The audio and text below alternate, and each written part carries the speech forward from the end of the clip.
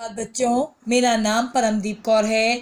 बच्चों, आज की वीडियो आप लोग एंड तक देखोगे और बीच में स्टॉप नहीं करोगे। आज की वीडियो में आप सभी को बहुत अच्छी जानकारी मिलेगी। बच्चों, वीडियो शुरू करने से पहले वीडियो को लाइक ज़रूर करें और लाल बटन के सब्सक्राइबर को दबाकर बेल नोटिफिकेशन को दबा दीजिए ताकि आप सभी को आगे की नई नई वीडियो मिल सकें। बच्चों, आज मैं आप सभी को कहानी लेखन सिखाने जा रही हूँ जो आपकी हिंदी ग्रामर की पाठ्यपुस्तक में है, कक्षा 7वीं और 8वीं की। और इस वीडियो को बहुत ध्यान से देखेंगे। कहानी का इतिहास उतना ही पुराना है जितना मानव सभ्यता का। कोई नहीं जानता कि संसार में पहली कहानी किसने और किसे सुनाई थी, लेकिन आज तो कहानी हिंदी साहित्य की सबसे रोचक विधा है।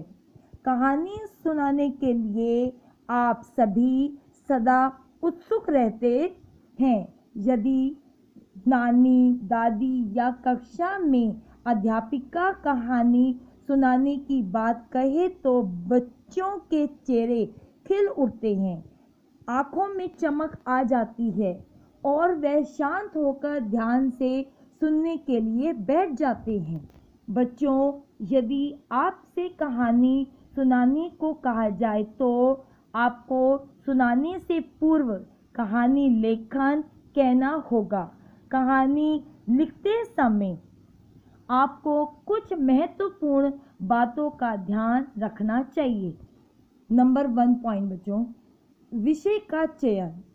आप जिस विषय में पर कहानी लिखने जा रहे हैं उस विषय का चुनाव और जानकारी पहले से ही सोच लें। दूसरा बच्चों पॉइंट, रूपरेखा। विषय चयन के बाद विचारों को क्रमवार या घटनाक्रम को एक व्यवस्थित ढंग से रूपरेखा में बांध लें। तीसरा पॉइंट बच्चों, प्रवाह। कहानी में एक के बाद एक वाक्यों को ऐसी व्यवस्था हो कि क्रम टूटने ना पाए। नंबर 4, शीर्षक। शीर्षक आकर्षण, रोचक और विषय के अनुरूप होना चाहिए। फिर 5वां, रोचकता। कहानी सदैव रुचिकर होनी चाहिए। फिर बच्चों है 6ठा पॉइंट, शिक्षा। कहानी के अंत में उसे मिलने वाली शिक्षा को भी लिखा जाना चाहिए। 7वां और आखिरी पॉइंट, शैली। ये ध्यान रखें कि शिक्षा की कहानी लिखने का तरीका क्या है। आपको शब्द जाल दिया गया है, चित्रों का क्रम देखकर लिखना है या शीर्षक और शिक्षा के आधार पर लिखना है। पूछे गए प्रश्नों के अनुसार कहानी की सोच समझ कर कल्पना और विचारों के तालमेल के साथ लिखें। चित्रों को क्रम से देखकर कहानी लिखना।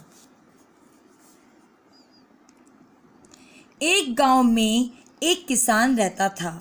उसका एक बड़ा प्यारा छोटा सा बेटा था।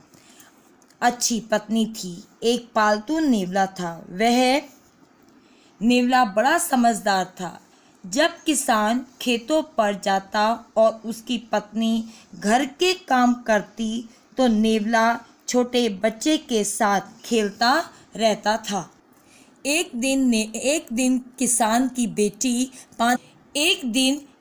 की पत्नी पानी भरने गई और नेवले को समझा कर गई कि बच्चा पालने में सो रहा है। जब वह पानी भरकर लौटी तो उसने देखा कि नेवला दरवाजे पर बैठा है। उसके मुंह में खून लगा हुआ है। ये देखकर किसान की पत्नी बौखला गई।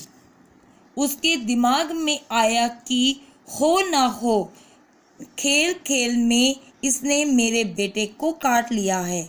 ये सोचकर उसने पानी से भरा घड़ा नेवले के ऊपर गिरा दिया और भागती हुई कमरे में पहुंची। वहाँ बच्चा सो रहा था, परंतु पालने के नीचे एक सांप मरा हुआ था।